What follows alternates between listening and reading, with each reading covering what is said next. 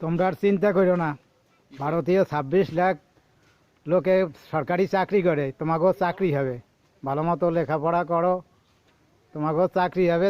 26 লাখ যে ভারতীয় চাকরি করে তাকেও দেশে পাঠাই দেবে।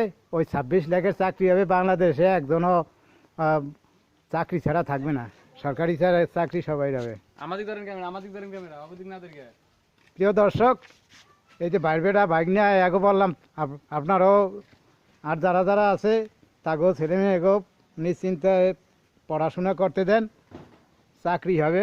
ভারতীয় 26 লাখ চাকরি যে করে সরকারি চাকরি, সেই চাকরি তাকেও চাকরি থেকে সরাই দিয়ে দেশি লোকের সবার চাকরি হবে। আমারও আশা করি আমার ভাগ্নেরা 2 জন ভাই বেটারা আছে, এরা যেন চাকরি পায়।